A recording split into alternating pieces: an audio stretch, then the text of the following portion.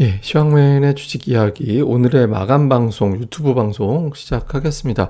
오늘은 코스피 지수는 괜찮았는데 하락하는 종목이 훨씬 더 많았잖아요. 그래서 전체적으로는 좀 밀렸던 하루였다. 우리가 이렇게 정리해 볼 수 있을 것 같은데 그 내용들을 좀 점검을 해보면 우선 추석 그리고 이제 FMC 앞두고 있는 상태에서 투자자들이 적극적으로 매수하기에는 조금 어렵죠.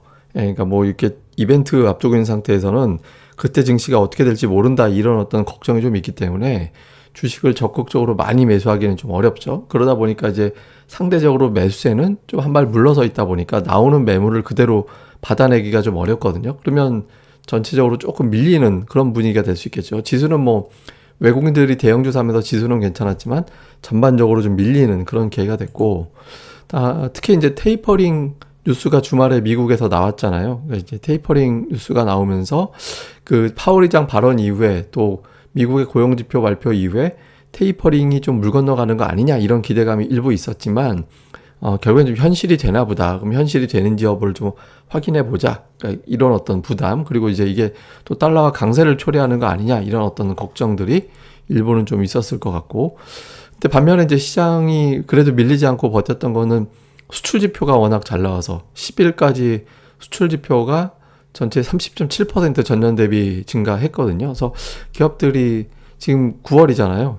9월이니까 3분기까지의 기업들의 실적도 괜찮을 것 같다. 이런 어떤 분위기가 만들어지면서 시장이 견딜 수 있었고 또 이제 외국인들이 그 매수 전환한 거. 그러니까 지난주 대량 매도 나왔는데 제가 그 매도 설명하면서 근데 카카오나 이런 종목에 집중이 돼서 외국인들이 진짜 매도로 바뀐 건지 잘 모르겠다. 그러니까 경기나 수출주를 판 게 아니라 인터넷주라든가 이런 걸 매도한 거는 외국인들이 경기, 기업들의 실적 여기에 대한 우려로 매도했다라고 보기 어렵기 때문에 지난주 좀 일시적일 수도 있겠다. 일단 주초에 좀 흐름을 봐야 될 것 같다라고 말씀을 드렸죠. 일단 외국인들이 매수하면서 시장을 좀 방어해주는 그런 역할을 했습니다. 그리고 이제 시장이 좋을 때는 그 주도주가 어쨌든 버텨주거든요. 그러니까 철강주가 특히 최근에 주도주가 되고 있죠. 그러니까 시총을 다 모으면 시장을 지켜낼 수 있을 정도로 압도적이진 않지만 그래도 철강주가 계속 올라가 버리면 저렇게 주도주가 움직이면 시장이 꺾인 건 아닌데 또 이런 어떤 투자들의 안도감을 좀 가질 수 있게 되거든요. 또 화학업종도 종목들별로 좀 괜찮았고 그래서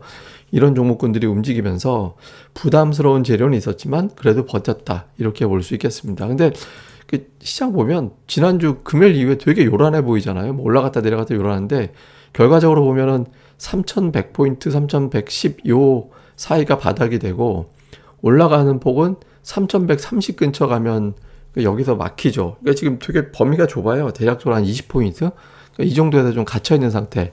그러니까 좋다라고 하기에도 그렇고 안 좋다라고 하기에도 어렵고 이제 긍정적인 부분과 기댈 수 있는 거랑 안 좋은 거, 좀 걱정스러운 거랑 이제 맞물리다 보니까 방향을 못 잡고 여기서 이제 시소만 버리는 그런 형태가 됐죠. 여기서 이제 대형주가 갑자기 여기서 외국인들 매수가 확 들어오거나 그 대형주마저 빠지거나 이렇게 되면 위든 아래든 확 튀어가게 되죠. 그러니까 요게 이제 이렇게 마냥 이렇게 가지는 않거든요. 며칠씩 이렇게 가지는 않기 때문에 조만간 요 흐름이 좀 바뀌게 될 가능성은 좀 이제 염두를 해야 될 것 같습니다. 근데 좀 오늘 차이가 있다면 대형주는 플러스가 났는데 중형주 지수는 그냥 제자리였고 소형업종 지수가 0.86% 빠졌잖아요. 코스닥도 1% 넘게 빠졌고 그래서 오늘 그 보여지는 거 대비 투자 심리는 전체적으로 좀 안 좋았다. 예, 밀렸다. 그러니까 지수는 저렇게 요란하게 움직이면서 결국엔 강보합이었지만 이제 종목들별로는 오늘 제법 밀린 종목군들이 훨씬 더 많았던 하루였다. 그래서 이렇게 정리해 볼 수 있을 것 같고요. 그다음에 수급에서 보면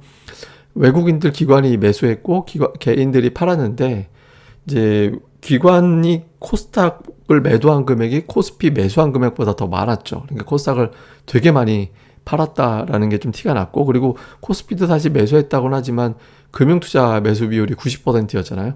투신권이 매수하긴 했지만 금융투자 매수 비율이 너무 높은 거는 그렇게 썩 좋은 건 아니거든요. 제가 여러 번 말씀드리지만 금융투자는 일정한 기간 샀다가 팔았다가 반복되는 경향이 있기 때문에 저거는 이렇게 의미를 부여하기가 좀 어렵습니다. 근데 어쨌든 오늘 매수를 해줬고 외국인들이 매수를 이어나가면서 이제 지수는 안 빠지는 계기가 됐습니다. 반면에 이제 코스닥 쪽은 외국인들이 많이 팔았는데 저렇게 보통 8월 중순 이후에 외국인들 경향을 보면 코스닥을 저렇게 매도하고 나면 하루 이틀 안에 또 매수로 바뀌는 경향이 있었거든요. 그래서 화요일에 코스닥에서 외국인들이 좀 매수로 바뀌는지 패턴을 깨고 내려가는지는 좀 봐야 될 것 같습니다. 그 다음에 이제 업종으로 보면 확 티가 나죠. 저 아랫동네는 싹 다 매도잖아요. 전기전자 사고, 기계, 철강, 화학업종. 근데 사실 기계, 철강, 화학은 옛날로 치면 중국 관련된 종목으로 분류하던 종목들이거든요. 근데 어쨌든 이쪽이 각각 이슈를 바탕으로 올라갔고, 전기전자 집중, 전체 매수 금액이 1,300억이었는데 전기전자 업종을 더 많이 샀잖아요. 반면에 이제 중소형주로 분류가 되는 거는 싹 다 매도하고, 실제로 대형주, 중형주는 매수였는데 소형주는 매도였죠. 그러니까 기관은 이제 비교적 매도 업종이 색깔이 좀 진했어요. 화학, 역시 철강, 전기전자 매수, 판 거는 의약품, 비금속 광물, 운송장비 뭐 이런 것들을 이제 팔고, 서비스 업종은 둘 다 매도했는데 규모는 이제 줄긴 했는데 쉽게 아직 매수로 완전히 돌아서지는 못하는 그런 움직임입니다. 그리고 이제 매매 종목을 보면 기관은 카카오, 근데 매도 규모가 크진 않았지만 카카오, SDI, 셀트리온, 뭐 현대차 이런 거 팔고, 삼성전자, 포스코, 그러니까 IT와 철강, 고려아연 포함해서, 그러니까 화학, 롯데케미칼이 있었고, 그러니까 화학, IT, 철강 이런 쪽 매수했다라는 게 좀 티가 나고, 그러니까 외국인들 같은 경우는 비슷하죠. 네, 화학업종, 철강, IT 그러니까 이런 것들이 좀 집중이 돼 있었고, 매도 쪽은 뭐 통신, 카카오뱅크 뭐 이런 것들이 좀 매도 쪽에 좀 들어가 있었습니다. 그래서 업종으로 보면 뭐 철강화학 IT를 신경을 썼던 하루였구나, 이런 게 이제 티가 좀 나는 거였고, 코스닥 쪽은 이제 2차 전지 그동안에 많이 올랐던 것도, 오늘 이슈가 있었던 KH바텍 이런 것들을 좀 매도했고, 그러니까 매수 쪽은 이렇게 업종별 특징은 없었어요. 예, 골라가는, 그러니까 2차 전지 내에서도 좀 샀다 팔았다 종목이 좀 엇갈리긴 해서 2차 전지 전체에 대한 또 매도 분위기라고 보기엔 좀 어려웠는데, 하여튼 그 안에서 최근에 유난히 좀 튀었다 싶은 종목을 좀 정리하는 그런 어떤 움직임이었고, 기관도 좀 비슷했습니다. 그러니까 기관도 좀 비슷하게 그런 형태로 에코프로비엠, 에코프로 최근에 이슈가 돼서 많이 올라갔던 종목들을 좀 정리하는 그런 움직임, 또 이슈가 있었던 KH바텍도 역시 또 정리하는 그런 움직임이 좀 있었던 것 같습니다.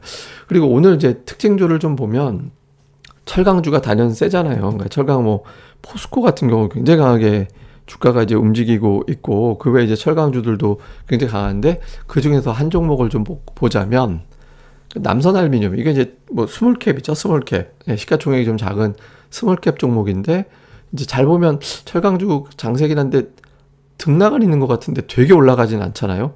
그 추세로 보면 쭉 하락해서 내려오던 추세에서 완전히 깨고 돌리고 있는 흐름도 아니고, 이 남선알미늄이 뭐 하는 회사냐면 이 문 있잖아요. 우리 보통 이제 아파트라든가 집에 이렇게 이제 알미늄 샷시라고 하는 그 문 만들어내는 회사거든요. 그다음에 이제 커튼홀이라 그래가지고 이렇게 이제 빌딩 같은데 왜 이것도 알미늄으로 만들죠. 이런 거 만들고, 그다음에 이제 이 알미늄 관련된 소재, 이게 산업 뭐 건설 이런 데 되게 많이 들어가잖아요. 이런 것들을 만들고, 이게 이제 방탄, 방호창 이런 거, 예를 들어서 뭐 무슨 원자탄 터진다 이랬을 때 이제 유리창이 안 깨지게 하는, 다음에 뭐 총을 쏴도 안 깨지는 뭐 이런 거 있잖아요. 방탄 이런 거 하려면 그 기본적인 프레임은 이제 틀이 있어야 그 안에 유리가 들어가는 거잖아요. 그것도 알미늄으로 만들기 때문에 이런 거를 이제 만들어내는 회사예요. 그러니까 알미늄 관련주가 맞죠. 근데 주가가 올라가서 반응은 하는데 추세를 보면 되게 세진 않잖아요. 그게 이제 보면 이유가 뭐냐면, 이거 잘 보면 뭐 국내 알미늄 분야에 압출 분야에 확고한 위치를 가지고 있다. 그러니까 이런 거는 좋은 거구나, 그럴 수 있구나라고 이제 이해가 되는 대목인데, 알미늄 관련주 많네. 근데 이제 문제는 뭐냐, 문제라고까지는 뭐하고, 하여튼 이 회사가 건설하고 되게 이제 연결이 될 수밖에 없잖아요. 아까 제가 이제 문이라든가 커튼홀 이런 거 한다라고 했잖아요. 롯데건설이라든가 뭐 롯데캐슬, 삼성물산, 이제 레미안, 뭐 하나건설이라든가 쌍용건설에서 뭐 얘가 뭐 이런 거 만들죠. 이런 대형 건설사 물량이 되게 중요한 역할을 하거든요. 근데 이제 건설사들의 공통적인 특징이 뭐냐면, 그 업체들한테 마진율을 되게, 자동차하고 건설에 좀 그런 경향이 있는데 마진율이 좀 짜요. 그러니까 수익성이 이렇게 잘 확고하게 나오는 편이 못 되거든요. 그러다 보니까 이제 실적을 보시면 분기 실적인데 계속 이렇게 그 이익이 계속해서 영업이익이 잘 안 나잖아요. 매출도 올해 들어서 보면 드라마틱하게, 예를 들어서 뭐 일부 비철금속 관련주 중에서 올해 실적이 이익이 갑자기 급증하는 기업들이 좀 있는데, 이 기업 같은 경우는 이제 이익 같은 경우도 매출이 그냥 거의 제자리다 보니까 이익이 확 증가될 수 있는 거리가 별로 없죠. 그러니까 이런 부분들이 사실은 이제 주가가 아까 보여드린 대로 추세적으로 확 움직이지 못하고 올라가도 자꾸 매물이 나오는 그런 요인이 되죠. 그러니까 이런 기업들 같은 경우는 추세적으로 움직이려면 이제 실적이 근본적으로 바뀌었구나. 알루미늄 저 업황 때문에 이 회사의 근본적인 어떤 실적 자체가 바뀌었구나. 이런 것들이 좀 확인이 돼줘야 되거든요. 그래서 이런 부분들이 되게 중요합니다. 그래서 뭐 알루미늄 관련주들 쭉 볼 때 이런 어떤 분위기 때문에 물론 올라갈 수도 있겠죠. 근데 올라갈 수도 있는데 추세로 강하게 올라가기 위해서는 이제 매출이 연결되는 부분들이 어느 정도 따라주느냐. 이것도 되게 중요하거든요. 그래서 이런 것들도 좀 같이 살펴보시면 좋을 것 같고. 다음에 이제 오늘 KT바텍이 또 많이 빠졌잖아요. 오늘 같은 경우 이게 최근에 워낙 많이 오르긴 했어요. 그러니까 단기에 50% 올랐으니까. 근데 이제 그러다가 오늘 10% 빠졌는데 보도에서는 뭐 일부에서는 그러니까 중국에서 폴더블 폰 그 판매가 별거 아닌 것 같은데, 그러니까 이런 어떤 주장들이 제기가 됐거든요. 이런 것들이 제기가 되면서 이 관련된 종목군들이 전체적으로 많이 빠졌잖아요. KT바텍이 하는 사업이 이 휴대폰 이거는 이제 안에 들어가는 어떤 그 차체 틀 같은 거라고 해야 되나요? 자동차로 치면 그런 거 만드는 회사잖아요. 근데 이 소재가 얘네들도 이제 알루미늄, 마그네슘, 구리 뭐 이런 것들을 다 아울러 가지고 거기 들어가는 제품들을 그 들어가는 그 금속에 맞춰서 다 만들어내는 그런 기술력이 있거든요. 이거는 그러니까 뭐 폴더블 폰이 됐든 뭐가 됐든 휴대폰 양만 많이 팔리면 실적이 올라가는 기업이에요. 그 외에도 이제 이런 어떤 휴대폰 액세서리도 만들긴 하는데 이거는 뭐 액세서리가 전체 매출에 어마어마하게 영향이 있다 이렇게 보긴 어렵고, 대체로 이렇게 이제 휴대폰 관련된 틀, 그러니까 이런 것들을 주로 이제 만드는 회사다. 이렇게 볼 수 있죠. 근데 오늘 이제 불거졌던 건 뭐냐면 이게 폴더블 힌지, 그러니까 힌지라는 건 뭐냐면 문 열고 닫을 때 할 때 보면 이제 경첩이라는 게 있잖아요. 그 이음새 같은 거 역할을 하는 거죠. 그러니까 이런 거를 힌지라고 그러거든요. 근데 이게 이제 또 폴더블 폰에는 굉장히 중요한 역할을 할 수밖에 없잖아요. 그러니까 이게 이제 회사 홈페이지에서 받아온 거예요. 이제 스마트폰의 핵심 부품입니다. 라고 얘기를 하면서 여기에 자기네들 폴더블 폰 시장이 빠르게 성장하고 있다. 그러면서 이제 자기네들이 폴더블 힌지를 생산하고 있다. 이렇게 이제 공지를 딱 하고 있잖아요. 근데 이게 그래서 이제 폴더블 폰 관련된 종목으로 분류가 돼서 이제 최근에 어떤 주가가 굉장히 많이 올라가는, 이제 최근에 갤럭시에서 이제 삼성에서 새로 나온 어떤 폴더블 폰이 각광을 받고 있다라고 했는데, 이제 중국에서 일부 알려진 것보다 주문이 적은 것 같은데 이런 어떤 논란 있는 보도, 이런 것들 보도가 아니라 찌라시가 나오다 보니까 주가가 이제 급락을 했던 거죠. 증권사들은 대체로 다 아니다, 그렇게 이제 훼손되지 않았다, 중국에서도 잘 팔릴 것 같다, 이렇게 이제 해명을 하긴 했는데, 이제 숙제는 뭐냐면 이게 이제 연간 예상되는 매출과 이익이에요. 그러니까 올해 매출이 거의 작년도 대비 50% 이상 증가할 걸로 보여지죠. 영업이익 같은 경우도 뭐 어마어마하게 증가되잖아요. 향후 내년도 내후년도까지 이어지는 매출과 영업이익 전망치를 보면 뭐 대단하죠. 예, 굉장히 대단한 기업이라고 볼 수밖에 없는데, 근데 이제 분기별로 쪼개서 현재 보여준 실적을 보면 이제 이게 이제 1분기, 2분기거든요. 그러니까 1분기, 2분기까지 매출이나 영업이익은 그렇게 드라마틱하게 반전했다라고 보기는 좀 쉽지 않거든요. 그러니까 애매해요. 근데 이제 이게 3, 4분기에 엄청나게 증가될 것이다라고 이제 돼 있는 거잖아요. 그러니까 이게 투자들이 3, 4분기에 엄청나게 좋구나라고 기대를 걸고 있는데 상반기까지 본 게 없기 때문에 아직 좀 불안함이 있는 거거든요. 그러니까 저러다 보니까 어떤 아닌가 보다 할 때 주가 등락이 클 수밖에 없어요. 예, 그러니까 이제 이것도 여러분들한테 오늘 또 공부 삼아 보시라고 소개해 드리는 건데, 어떤 기업의 주가가 막 기대치로 막 올라가요. 근데 올라가는데 이제 이게 상반기까지 아직 보여진 건 없고 하반기에 좋아질 것 같다고는 하고, 근데 이런 종목들은 어떤 변수가 나올 때 주가가 휘청휘청거리는 강도가 좀 커질 수 있거든요. 그래서 이런 부분들은 이제 꾸준하게 확인하고 체크하고 이제 그런 과정들이 좀 필요하죠. 근데 워낙 증권사들이 자신 있게 보고서를 많이 쓴 종목이라서 뭐 현재까지로는 뭐 성적이 잘 나오나 보다 이렇게 이제 분석이 되고 있긴 한데, 어쨌든 이제 투자들이 좀 겁먹을 수 있는 사안들이 좀 나오나 요거 계속 모니터링이 필요합니다. 그리고 회사 쪽에서 지난 주말에 이제 보면 교환사채 이제 EB라고 그러죠. 그러니까 이제 발행을 했거든요. 335억 정도 발행을 했는데 대상이 이제 SK증권 쪽이었고, 이제 목적은 신사업 투자하고 운영자금이라고 했거든요. 그러니까 EB라는 건 이제 나중에 주식으로 교환하는 거. 회사에서 니들이 갖고 있는 주식으로 돈을 바꿔줘. 이렇게 해서 돈 빌려가고 나중에 주식으로 바꿔줘. 이렇게 이제 하는 거거든요. 근데 회사 쪽에서는 신사업 투자 하고 이제 운영 자금으로 쓰기 위해서다. 이게 이제 설비 투자 운영 자금 이렇게 다 쓰겠다는 얘기인데 어쨌든 요런 부분들이 설비 투자를 했다라는 거는 좋게 볼 수도 있는 사안이긴 하거든요. 그래서 이런 게 이제 근데 요게 이제 어떻게 어필되는지는 잘 모르겠어요. 그러니까 봐야겠죠. 근데 어쨌든 회사 쪽에서는 뭔가 움직임, 회사의 변화가 있는 것 같긴 합니다. 그러니까 EB까지 발행해서 설비 투자하는 거 봐서는 뭔가 좀 변화가 있는 것 같긴 한데 이런 것들이 아까 보여드린 대로 수치로 나타나 주는지는 좀 확인이 필요하다. 그러니까 이렇게 이제 보시면 될 것 같습니다. 예, 특징주까지 정리해봤고요. 이제 이후에 증시 포인트를 보면 우선 이제 외국인들이 9월에는 매수 전환될 가능성이 생겼죠. 오늘 날짜로 아마 9월 누적 순매수로 바뀌었을 건데 제가 이제 아침인가 뭐 계속 말씀드린 게 지난주죠. 참 그 외국인들의 매도가 업종 종목으로 봐서 일시적일 수도 있다. 그 말씀을 드렸잖아요. 그래서 왜냐하면 지난주에 순매도했을 때 매도 상위가 카카오뱅크 뭐 이런 종목이었기 때문에 저거는 그냥 뭐 개별 이슈 때문에 정리한 거지 또 매수한 종목군들은 수출주 매수를 했으니까 지난주 외국인들의 매도가 왜곡된 지표일 수도 있다라고 말씀을 드렸죠. 근데 이게 입증이 되려면 이번 주 지수 등락과 무관하게 오늘 같이 수출주들 계속 매수를 해줘야 되거든요. 그러면 이제 시장이 조금 더 자신감을 가질 수도 있습니다. 요 흐름이 중요하고 두 번째는 삼성전자. 지금 삼성전자가 오늘 반등이 나왔는데 그러니까 주요국 시총 1위 이거 일본은 토요타 예를 들어서 뭐 텐센트, 애플 뭐 이런 대만은 당연히 TSMC고 이런 종목군들이 이제 시총 1위잖아요. 이 중에 뭐 텐센트라든가 알리바바 막 이런 중국과 홍콩의 시가총 1위 종목들을 빼놓고는 제일 많이 빠져 있어요. 고점 대비. 예, 그래서 이게 이제 무슨 문제가 있는 거냐, 삼성전자가. 실적 피크점을 온몸으로 반영하고 있는 거 아니냐.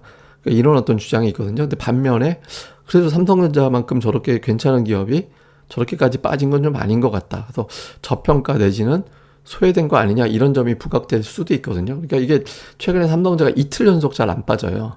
하루 빠지면 그 다음날은 버티고 반등하는 패턴이 나오면서 이틀 연속 빠지진 않고 있거든요. 그래서 삼성전자 외국인들 수급이 계속해서 뒷받침이 돼주는지 요게 이제 외국인들 매수하고 맞물리는 내용이긴 한데 이렇게 되면 지수가 조금 더 자신감을 가질 수 있거든요. 그래서 요거 이제 중요하고 그 다음에 이제 주도주 철강하고 지금 2차 전지가 제일 세잖아요. 수소차 관련된 종목군들도 괜찮고 이게 제품 가격 다음에 이제 투자 이런 것들하고 관련해서 계속 이슈몰이를 하고 있는데 이게 이제 주도주로 고정되고 있는데 사실 철강은 지금 하루 이틀 올라온 게 아니기 때문에 주도주 같이 보이긴 합니다. 근데 이제 이게 이제 얘네들이 쭉 4분기까지 가는 건지 또 이게 근데 이게 얘네들을 보면서 판단을 해야 될 문제가 아니라 다른 게 뭔가 이제 부각이 되기 시작하면 이쪽에서 그쪽으로 분산이 되는 어떤 흐름이 한동안 나올 수도 있거든요. 그래서 철강 2차 전지의 주도주 고정 여부를 확인하기 위해서는 다른 것들이 튀어서 올라오기 시작하는지를 같이 봐야 됩니다. 뭐 반도체가 됐든 뭐 자동차가 됐든 바이오가 됐든 뭐가 될지는 알 수는 없지만 그러니까 이후에 어떤 다른 것들이 살아나는지 여부에 따라서 두 종목이 3분기 끝까지와 4분기까지도 이어지는 흐름이 되는지가 나올 수 있거든요. 그래서 철강 업종과 2차 전지의 어떤 구도 자체에 라이벌이 등장하는지 요거 좀 잘 봐야 될 거고요. 이제 그 다음에는 이제 환율이 올라가는데 이게 이제 중국 부담이 일부에서 제기가 되고 있거든요. 그래서 요건 제가 잠시 좀 체크를 해드리고 그 다음에 카카오가 반등 나왔다 다시 밀렸잖아요. 고점 대비 결국 20% 정도 밀려버리는 그런 형태가 돼버렸거든요. 그래서 카카오가 오늘 수급 대비 좀 많이 빠지긴 했는데 요게 이제 이게 자꾸 빠지는 게 있으면 그러니까 이런 게 추세적으로 밀려버리면 이제 그 시황 자체를 어둡게 보는 투자들이 나오게 되거든요. 그래서 카카오가 다시 버텨주는지도 되게 중요하다 이렇게 봐야겠습니다. 근데 제가 앞서 이제 중국 이슈 말씀드린 게 있어서 좀 소개를 해드리면 이제 오늘 그 저도 외신 잠깐 보니까 중국발 변동성 요인이 있다. 오늘 원달러 환율이 좀 많이 올랐잖아요. 예, 지수 대비 보면 환율이 되게 많이 올랐거든요.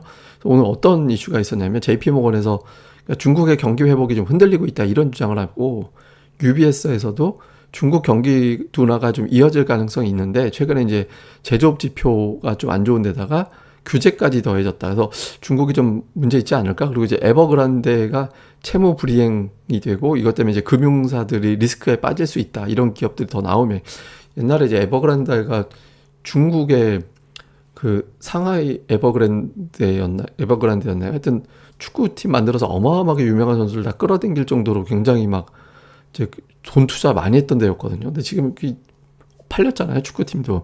근데 이게 이제 이런 부분들까지 더해져서 문제가 되는데 이제 문제는 뭐냐면 이게 우리 금융시장에도 영향을 줄 수 있다. 그래서 일부에서는 외신에서는 한국의 환율, 태국의 채권 시장이 불안했는데 그게 이제 중국발 이슈 아니겠느냐 이런 주장을 좀 하는 곳이 있거든요. 근데 오늘 사실 정작 중국 증시도 올랐어요. 홍콩은 이제 오르고 우리 증시 돌아갈 때는 오르고 이제 홍콩 증시가 좀 많이 빠지고 이 정도 흐름이 나왔거든요. 그래서 근데 일부에서는 중국의 경제 상황이 좀 회복되지 않으면 그러니까 한국 그 시장에도 좀 영향을 줄 수 있다라는 취지로 분석이 나왔거든요. 그래서 향후 이제 중국의 지표라든가 이런 것들이 우리 시장에 좀 발목을 잡을 수도 있기 때문에 또는 이제 중국이 반대로 경기 부양하고 미중 간의 갈등이 완화가 되는 분위기가 되면 또 우리나라가 또 반대로 확 올라가는 그런 계기가 될 수 있거든요. 그래서 중국 관련된 이슈도 좀 모니터링이 필요하다. 이것도 제가 추가로 말씀드리고 향후에 변화가 생길 때 이건 뭐 매일 체크할 요인은 아니니까 변화가 생기면 또 정돈을 해드리도록 하겠습니다. 예, 그럼 또 오늘 방송은 이것으로 마무리하고요. 그리고 이제 계속 말씀드립니다만은 이제 할 때마다 꼭 구독하기, 딴 거는 모르겠는데 이제 구독하기는 꼭 좀 부탁을 드리도록 하겠습니다. 예, 그러면 감사합니다. 다음에 뵙겠습니다.